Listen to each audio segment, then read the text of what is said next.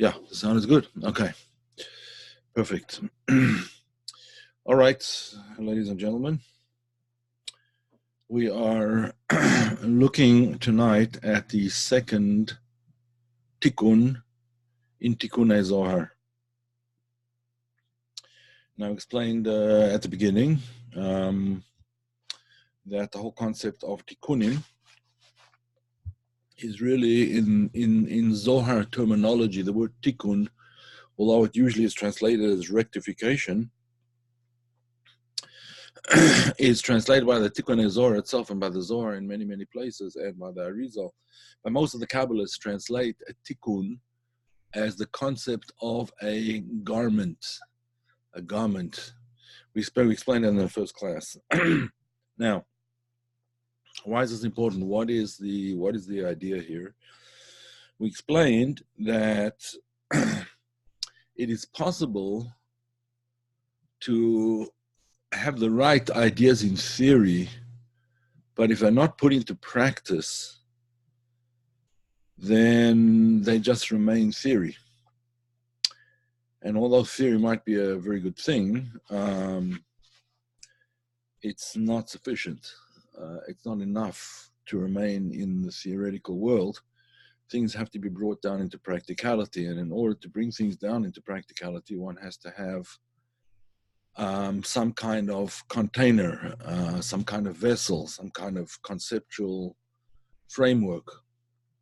That's what a tikkun is. A tikkun is, when we say garments, we don't mean literally garments. What we mean is a conceptual framework by which to bring things into comprehension, and not just comprehension, but comprehension that leads to action, that leads to change, that leads to internal change, to external change, and so on. There's a rule that the Baal Shem Tov sort of promulgated. He publicized this rule that it's much more difficult to change things from the inside out than to change things from the outside in.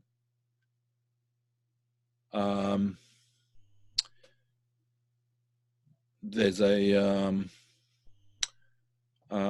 work called the Sefer HaChinuch, which literally means the book of education. It's the book of self-education, essentially. It was written by a very great sage as sort of a will and testament, I suppose you could say, or a book of instruction. Let's not put it that way. It was written as a book of instruction for his son, the Sefer HaChinuch. So he goes over the entire structure of the commandments of the Torah, and he explains them all to his son and the reasons for them and so on and so forth. But one of the principles that he has over there is the expression Acharei ha'pu'ulot nimshachim ha'levavot. Feelings, the heart follows action. So the Baal Shem Tov put it in this way, that it's easier to move from the outside in than from the inside out. Don't wait to perfect your inside before you bring it to the outside. Start on the outside and you will incrementally improve yourself along the way. Well, tonight's class in Tikunei Zohar actually has a lot to do with that. And without further ado, let us go to the text. First of all, I have to share my screen. So here we go. Now, obviously, it's not even in Hebrew, it's in Aramaic, but I'll just read it out and translate it. It's very short. This particular one is actually just these lines. That's it. Sometimes it's pages and pages, and sometimes it's just a few lines. As with anything, the shorter it is, the more impact it can have, because you can remember it more easily, and you can act on it without going into hours and hours and hours of trying to understand what it's trying to say. On the other hand, it's sometimes more compact and therefore has to be unpacked a little bit more. In any event, let's read it and we'll try and understand it. First of all, As we mentioned already a number of times, the entire Tikunei Zohar is based on the first word of the Bible, the first word of the Torah, which is the word Bereshit, in the beginning. And the Tikunei Zohar analyzes 70 permutations of the word Bereshit. In other words, it can be broken up into into 70 different concepts, 70 different words. The first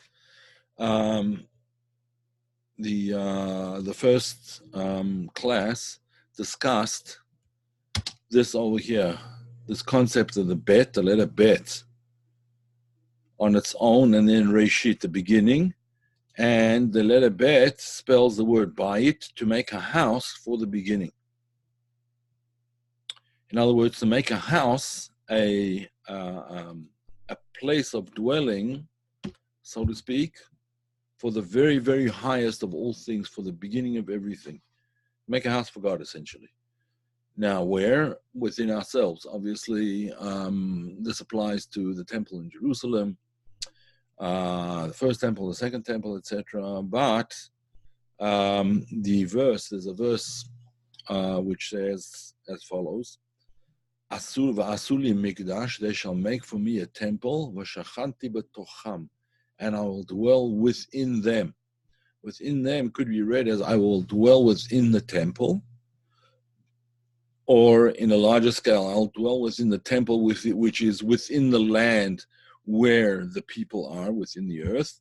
But the other way of reading it, the Hasidic way of reading it in particular, is v'shachanti betocham, I will dwell within each and every person. In fact, it's a midrashic literature, is rabbinic literature from the 700s, 800s, which explains verses and usually gives a very interesting analysis and twist to the way we usually understand things. So there it says, I will dwell within them, within each and every one.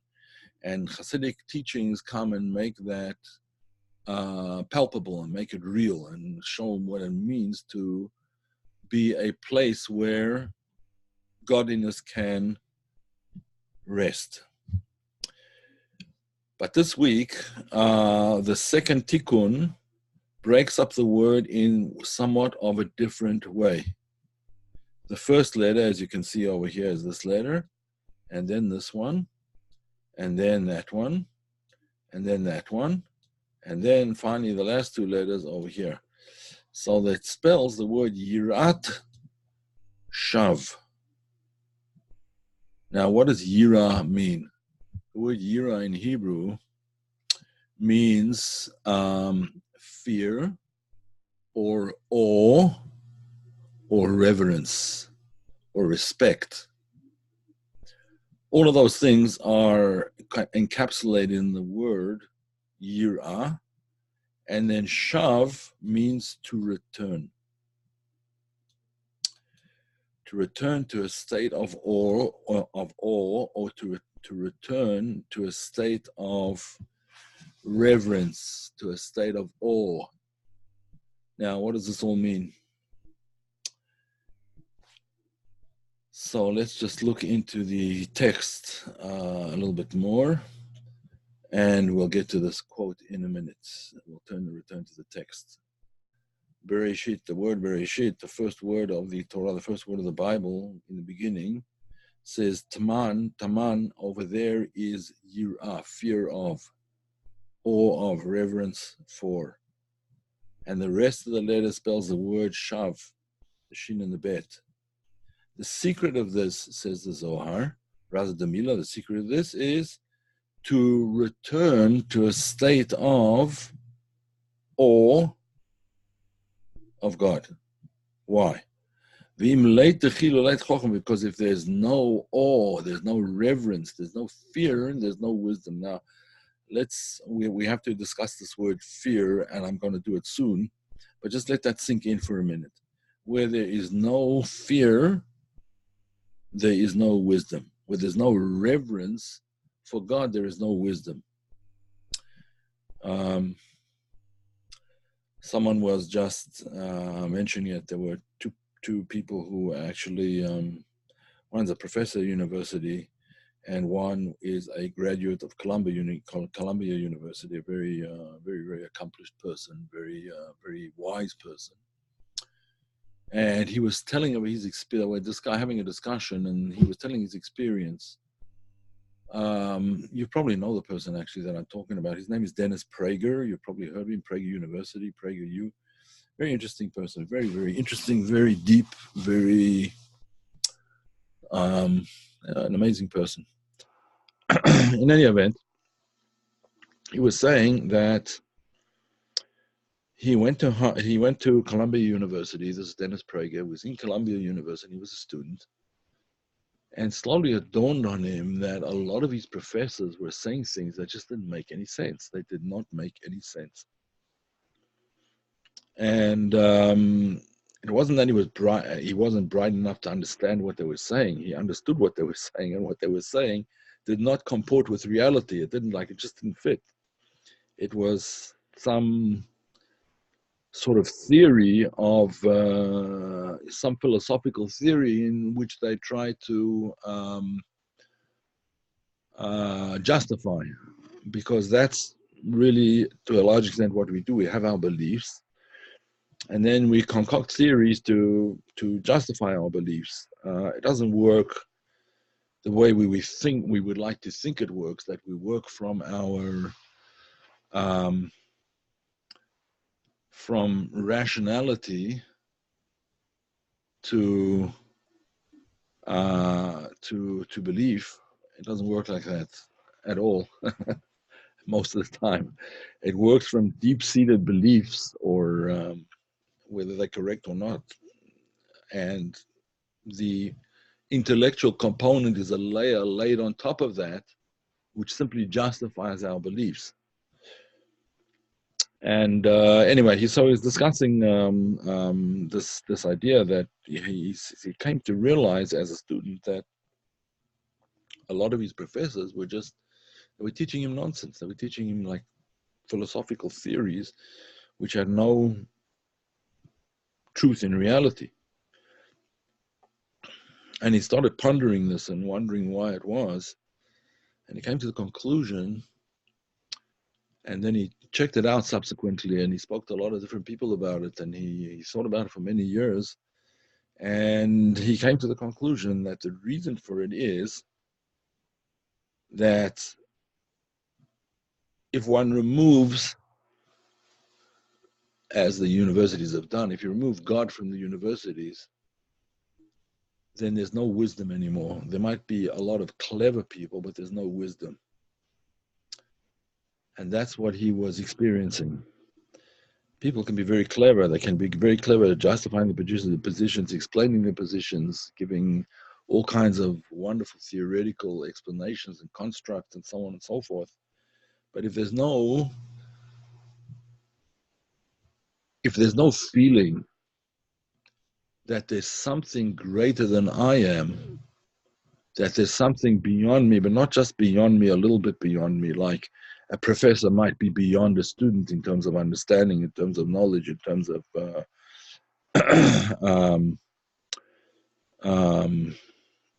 depth of thought, and so on and so forth. Not just that, but we're talking about something infinitely greater than our understanding, our grasp.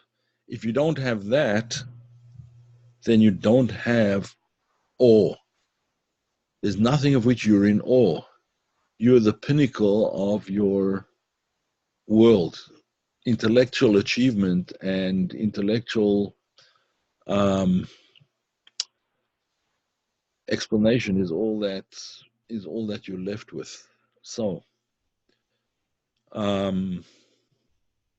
the idea, therefore, is what we're talking about over here is that this idea of reverence, if there's no reverence for something greater, infinitely greater than we are, then there's really no wisdom. There might be cleverness, there might be knowledge, but there's no wisdom. There's a very big difference between information, knowledge on the one hand, and wisdom on the other. A computer has a lot of information, much more information than we'll be able to probably ever be able to access with the speed at which a computer can access information. I'm not saying that computers necessarily have more information than human beings. I think they haven't caught up yet. I don't know if they ever will, but in any event, certainly the ability to access that information and access it accurately, computers certainly beat human beings and beat them to the punch most of the time. So the concept of information, of knowledge, is not only we who possess that, computers also possess that. But information is not wisdom. A computer cannot make a proper judgment generally about the right or wrong of something, about the moral aspect of a certain theory. I'll just give you an example. During the communist era in Soviet Russia, there was there were various theories about how economics should work, and the approach that they adopted was extremely detrimental to certain members of the society who were called the bourgeoisie, the sort of the upper class or upper middle class. Those were the people who were frowned upon, and eventually many of them were killed, and so on. Now, a computer could, once you put in the theoretical basis of what it is that you're looking for, since the workers are the people that actually build the country, they do the work, the workers, the proletariat in communist parlance, since they're doing most of the work or all of the work, and the others are just sort of intellectuals. The others just intellectuals, they live in the world of theory, like the professors and so on and so forth. So they don't have nearly as much importance as the people who are actually doing the work with their bare hands. Therefore, since resources are limited, we might as well get rid of them. Now, a computer program, unless it's been programmed to avoid that kind of conclusion, might in fact come to the conclusion. Let's say, at the moment, there are something like, I don't know, as far as I know, like around 9 billion people on the planet. A computer model might feel that might come to the conclusion that the optimal number of people on the planet might be, let's say, 4 billion. Well, what do you do with the other 5 billion? Or however many it is that the computer regards as extraneous, who are they and what are they? What is their worth to society? In Nazi Germany, this was a very prominent idea. People with mental illnesses or who were born with certain deficiencies, mental deficiencies or physical deficiencies, were regarded as basically dead wood, and the theory was that in order to make a tree grow, you have to prune the dead branches. Since these people are essentially, that's the theory was, the explanation was, these people are essentially dead branches, so we have to prune them. We want the tree to grow, and in order for a tree to grow, you have to prune away the dead branches. You have to, it's for the benefit of the rest of the tree, otherwise the rest of the tree will die. Just let me switch the phone off here. Sorry about that.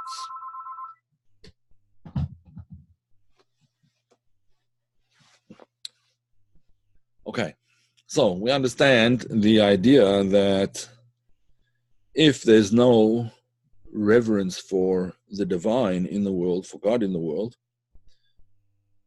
there's no concept of God. The universities got rid of God, so anything then could happen. Morality goes out of the window because moral theories are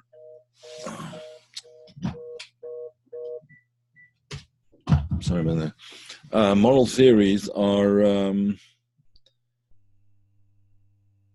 not scientifically based, and therefore they could go in any direction that's chosen. A computer might just simply say, get rid of 3 or 4 or 5 billion people on the planet. It's going to be better for everybody else, and therefore we'll make a random selection of who deserves to stay and who doesn't, and so on. Now, if one has the idea that man is created in divine image, even someone who is impaired physically or mentally is still created in the divine image,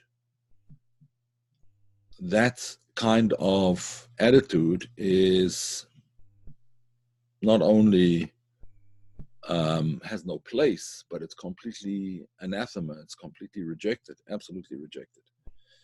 There's a story told about the Chofetz Chaim. The Chofetz Chaim was it's a nickname. He was a very wise sage. He lived the last generation, or maybe you could say the end of the generation before that. Very, very wise man. Yitzhak Meir HaKohen was his name. And the Chofetz Chaim, he wrote a book called Chofetz Chaim, He Who Desires Life. So it says that he was a very great sage and very, very well respected. And as most of you probably know, when a sage enters the room, the custom is to stand up out of respect, out of reverence. I'm sure you're not taught in the university when the professor walks into the room that you have to stand up. The truth is we should have to stand up. If the professor would have wisdom, then for sure we should stand up.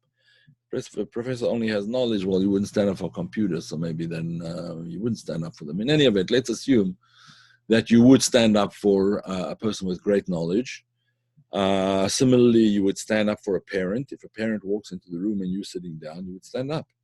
That's the way you're supposed to do it. You stand up for your rabbi. You stand up for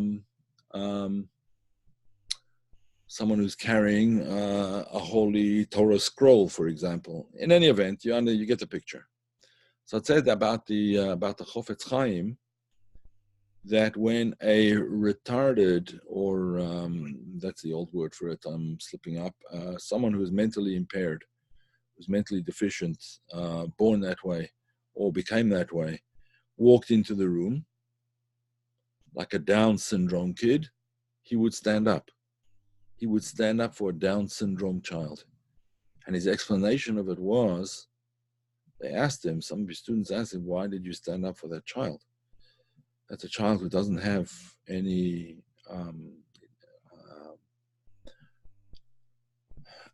doesn't have any is the wrong expression, who's missing or is lacking some of the natural endowments which most people have.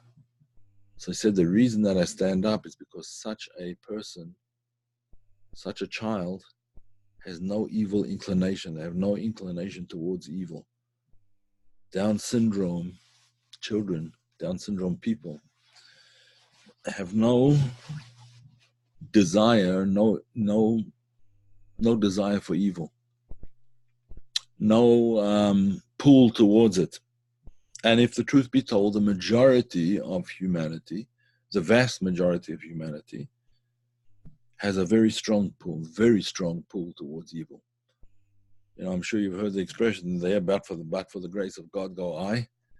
We all really like that in many, many ways. Yes, it's true. We have a godly soul, but we have to work to manifest that and to bring it into revelation. And that's what this Tikun is about. That's what the whole concept here is, exactly that idea. If there's no reverence for something beyond you, you're capable of anything. There's no wisdom. If you don't have reverence for God, or if you just put it in very simple terms, the fear of God, then anything is possible. The only thing people are worried about if they don't have the fear of God is the fear of getting caught. If they feel that they can't get caught, or they won't get caught, or even if they do get caught, nothing's going to happen, and people are capable of the most terrible, terrible crimes against humanity and against other people and against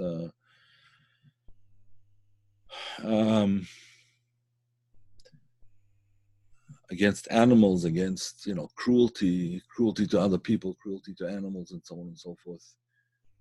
I just happened to chance upon the other day. I was looking for something, and I chanced upon a short video clip of a mine in Africa. Now, the mines in Africa, it wasn't a deep mine; it was mining on the surface, and they were, as far as I understand, they were mining for various minerals which were on the surface.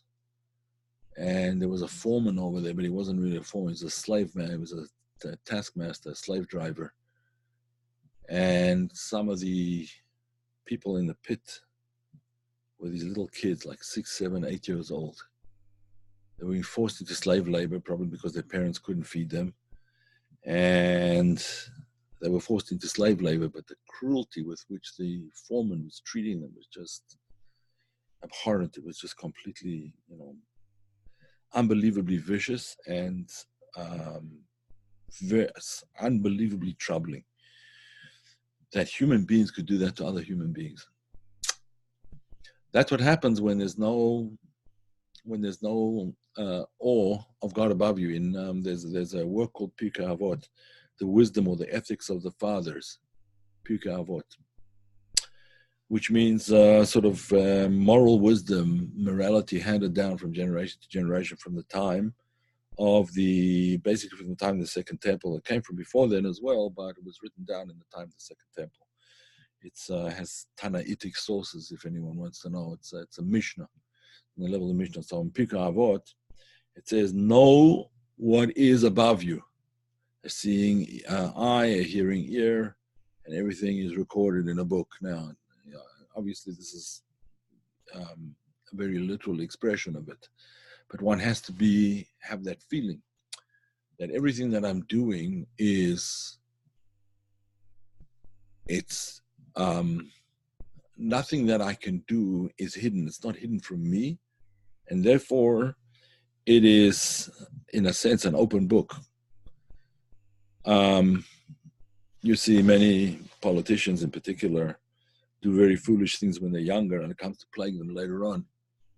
And it's not only politicians, everybody. People do stupid things, and it comes to plague them later on. That's what the Zohar is talking about over here. If there's no awe of something above you, the feeling that I'm being watched, so to speak. Now, one can take this to extremes, and that's not good either. But the feeling of being watched means I'm going to hold myself in check. I'm going to think twice before I do something stupid. I'm going to think twice before I possibly blow my entire future. That's what it means. To think as if there's someone watching you and someone listening to you. And then your behavior is a completely different, you behave in a completely different way. Wendy says, I'm not sure this is true across the broad board. It seems that people on the autism spectrum do not lie. It's like they can't. Has anyone else observed this? Very good question. I don't know. Maybe Terry would know. As a trained psychologist, maybe he would know that. I don't know. But it could well be. And that's why autistic people are sometimes very, very blunt. They say things which just seem to be extremely blunt, and they don't finesse anything, just they just say what they think. So it could well be, yeah. Now, this is something that, to a certain extent, we all have to cultivate. Now, I'm not saying that you have to blurt out, in public, you're a fake, you're a hypocrite, and things like that, whatever. Obviously, we don't want to do that. But on the other hand, we have to acknowledge our own behavior. Forget about what somebody else does. Let's look at ourselves and see Are we thinking twice? Are we thinking of this in terms of the bigger picture? Are we thinking of this in terms of what it is that I am supposed to be here for? What it is that, if you want to put it in these terms, why did God put me on earth? For what? For what purpose? Why am I here? What am I supposed to be doing? And therefore, is this thing that I'm about to do or I'm thinking of doing, is it appropriate? There's a very famous professor named Abraham Tversky. He's a professor of psychiatry from Boston University. He's an Orthodox Jew. He comes from a line of, from a Hasidic line, a line of Hasidic rabbis, grand rabbis. So his grandfather was a Rebbe, was a grand rabbi. And he talks about this to quite a large extent as well. This whole idea of thinking a little bit about who you are and why you're here and what you're supposed to be doing, and am I fulfilling the purpose for which I was brought here? Am I doing what I need to be doing? Or am I about to do what I know I really shouldn't do? So it's a sort of a check and balance on our behavior, and it's a good way of thinking. So this is the second tikkun. And he goes on to explain that this concept of awe is a storehouse for wisdom. It's a storehouse for wisdom. If a person has this concept of awe, if he has this concept of there's something beyond me which I'm trying to match myself up to, I'm trying to match up to that. I'm trying to match up to this higher self, if you want to put it that way. That's a repository, that's a storehouse for wisdom. And he goes on to conclude that this is what makes a house or a palace for the king. In other words, it makes a palace for the Almighty when we behave in this kind of way.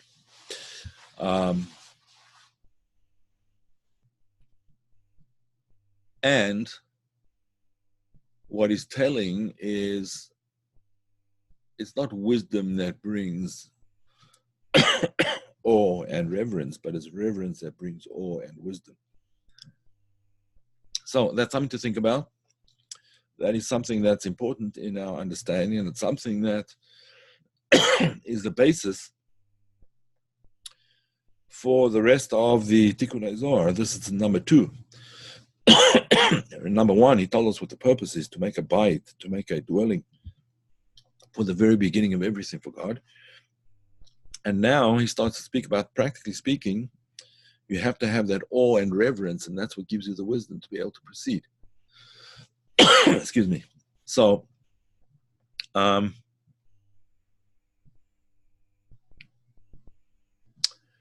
there any questions?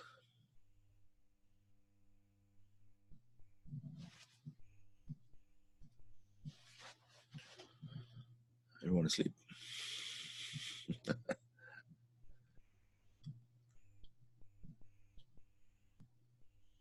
All right, well, if there are no questions, then we'll just leave it at that.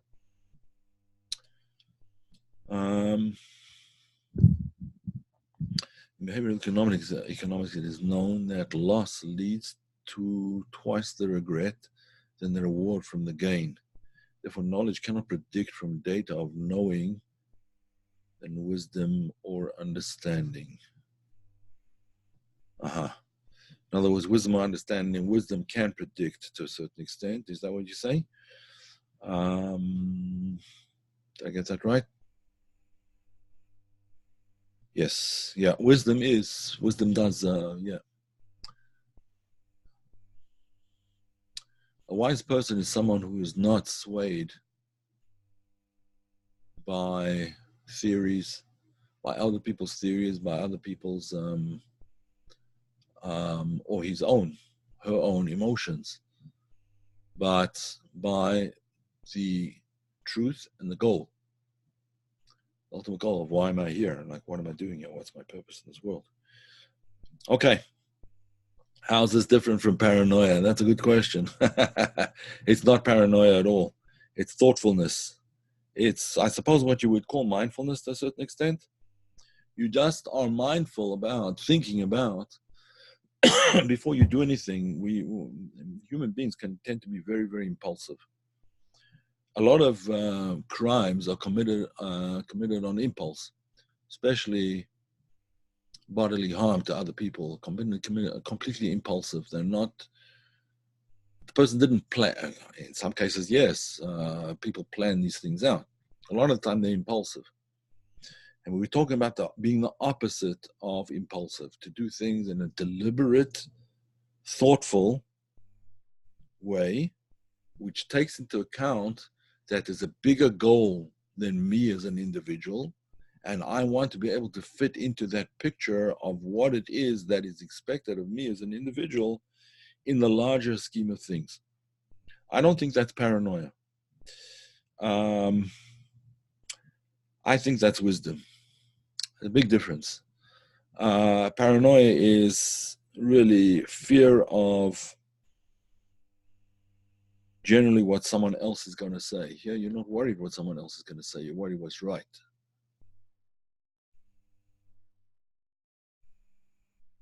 A lot to think about. Always a complex experience. Hardly anything is written about it. Perhaps that's because it leaves us speechless. Yeah. Yeah, I think everyone does, Terry. Some, of course, more than others, but everyone struggles with their impulses. I mean, the Bible says it right in the beginning. Kilev Adam Ramin Urav. The heart of man is evil from the beginning, from his youth. Babies, little children are not evil, but from the time that we start to gain knowledge, we can be evil people. Yes, we have the side of good in us. We have a soul, and therefore we can choose the right thing. But that's work. You have to choose. I've placed before you good and evil, and you have to choose. That's what God says, right? We have to choose. It's a very, very, for some people, it's a terrible struggle. And for some people, it is perhaps less of a struggle, but nevertheless, I think for everybody, it's a struggle. Very few people are born not having to struggle with these things. In fact, this week's Torah reading is all about that, how Jacob has to struggle with his brother, which ultimately is an internal struggle. He has to struggle with a lot of different evil people in his life. And he comes out on top because he's dedicated to the struggle. And if anyone's interested, there's actually a very interesting talk on this. Some of these ideas, I think, are mentioned in a secular talk. It's an interview. Dennis Prager interviews Jordan Peterson, a Canadian psychologist. Jordan Peterson is really a very bright and very, very deep thinker, and very he's a religious person as well. He's in Christianity, but he's a religious person, and he's very, very thoughtful. If you have a look, there's a YouTube video on that, and I think a lot of you will enjoy it. It's about an hour long. Very, very thought-provoking and very, very wise approach by both of them, by Dennis Prager and Jordan Peterson. So worth looking at when you have some spare time. Does all help us to develop a sense of fairness, morality, not just for mankind, but for all created beings? I think so, yes. One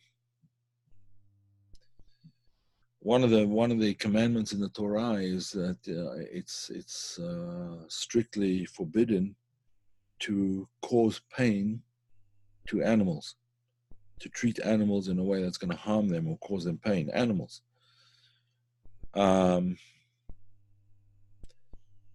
Now, the average individual, I think in America, you actually do have laws against harming animals. The average individual wouldn't think really twice about it so much, especially out in the world. We don't realize how different things are in America, in England, Europe in general. I come from South Africa, from Africa originally, and I could tell you that a lot of tribal people don't have these. They don't have a lot of these understandings. Let's put it that way. People when they're frustrated or angry, they'll just kick a dog for no reason whatsoever, just because they're frustrated, or they'll kick a dog, and who cares? Like, it's just a dog, doesn't have a human image, a divine image. That's the way they think. There's a strict prohibition against that in the Torah. So I think that yes, it helps us to treat nature, not only animals, but the rest of nature as well. Bal tashchit is another prohibition. Do not waste things. For example, don't just pluck a branch off a tree just because you for no purpose. Yes, if you're pruning the tree, of course that's okay. If you need the branches for a hut, or you need a branch for a walking stick, or whatever it may happen to be, that's fine. But just to rip the branch off a tree, there's a story which is told by the previous Lubavitcher Rebbe, Rabbi Yosef Yitzhak Schneerson, not the Rebbe who was of our generation, but the previous generation. And he, as a young child, was going on a walk with his father. His father used to teach him a lot of things on their walks. They would take walks in the summer. They would walk a lot every day. And his father would sort of instruct him on his walks. And they were talking about a very deep concept. And the boy, who later became the Rebbe, unthinkingly, they were walking past a tree, and he just pulled off a couple of leaves. And his father just stopped in his tracks, and he said, "Why did you do that for?" And, the boy suddenly realized what he'd done, and he was regretful. And he said that made such an impression of him, the way his father sort of handled it. You have to think about what you're doing. You can't just do things impulsively. Even just ripping some leaves off a tree has, for a person of that stature, can have cosmic impact. So therefore we have to be careful about that kind of thing. Don't waste, don't destroy for no reason. All right. In any event, I hope that answers it.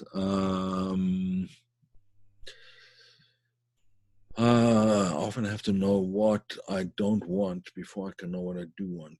Yeah, okay. The internal struggle, isn't that how we gain real wisdom? We are humbled by it, not from books. Yes, from the struggle in the world. It could be from applying certain principles in books, yes, but from books you get information. You don't get wisdom. It's from life that you get wisdom. That's true, absolutely. Which is why a lot of college professors are not very wise people at all. I have nothing against college professors personally, but I do happen to know a few of them who are they're just not wise people. They're incredibly intelligent people, very high IQ, very intelligent, but no wisdom, or very little wisdom. Esther asked a question before. How do we cultivate awe in our daily life, or what the kind that makes us return moment to moment to our real nature? That is a very deep question, Esther, and I think it is something that you have to answer for yourself, in the sense that I don't think there's one answer for everybody. Everybody has to contemplate, and preferably on a daily basis, you have to contemplate your responses to things, and how you did things, and how you acted, and so on and so forth.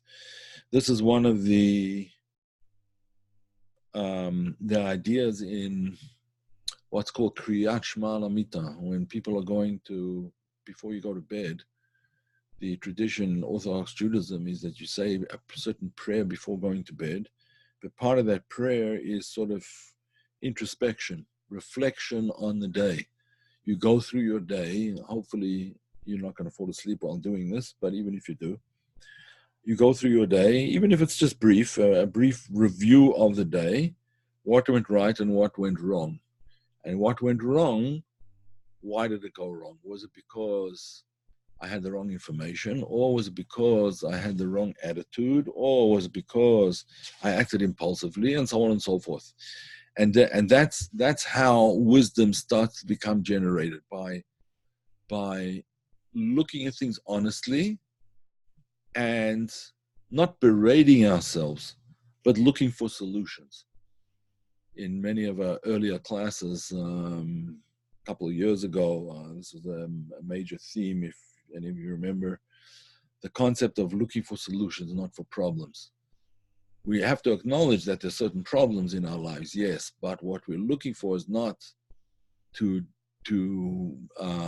wallow in the problems, but to find solutions. The reason that we have these problems is that the problem is the beginning of the solution. It's the means by which we know where to look for the self-improvement that will ensure that we don't go through those problems again. Hope that answers it. This is Thank Kick the Dog, where someone is upset but can't direct that anger to its source. So what would that person do? They channel to a less aggressive source. The intoxicated man goes home and beats up his wife. Yes, instead of shouting at his boss.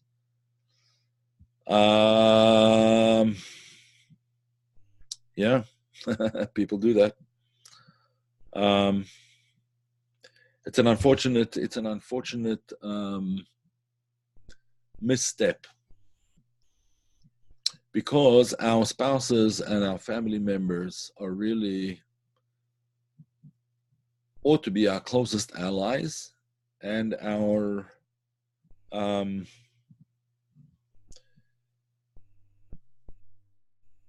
in many ways our guides. A spouse in particular can be a wonderful guide to help us overcome our issues. All of us have issues, including your spouse. But just as your spouse can help you, you can help your spouse overcome those issues. God is the ultimate life coach, absolutely. Yeah, I think he invented the whole genre of life coaching. Yeah, that's right. Okay, folks, I think we're going to keep it at that. Stephen, okay, my friend Carl wants to know if the white set of books on your shelf, the white limited edition of the Zohar, the hamburger edition. You're probably seeing them on the right over there. What to you is the right, correct? Is that right? Yeah, that's not Zohar, that's actually Kisvei Arizal, the writings of the Arizal. That is the writings of the Arizal here. I'll get you a copy.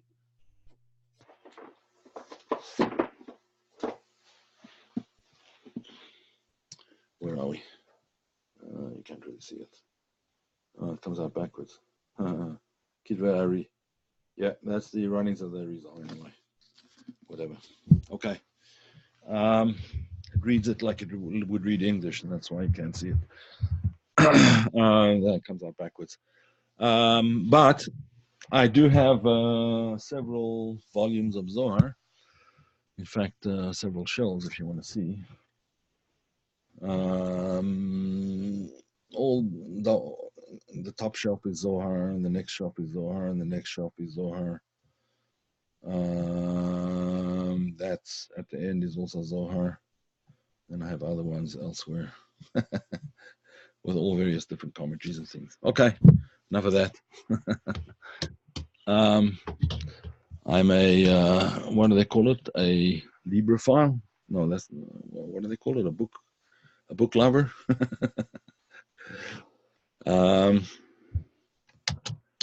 Bibliophile. Yeah, that's what it is. Bibliophile. An antiquarian. Yeah, I might be that too. Look at the. Okay, folks. I think we'll leave it at that. Anyone has any other questions, you're welcome to send me an email at kabbalahdecoded@gmail.com. Kabbalah decoded, one word, @gmail.com. Kabbalah is with two B's, Kabbalah. decoded@gmail.com. Welcome to send me anytime. And Shabbat Shalom for all of you who observe the Sabbath. And hopefully more people will start doing that. Okay. All the best then. See you next week, God willing.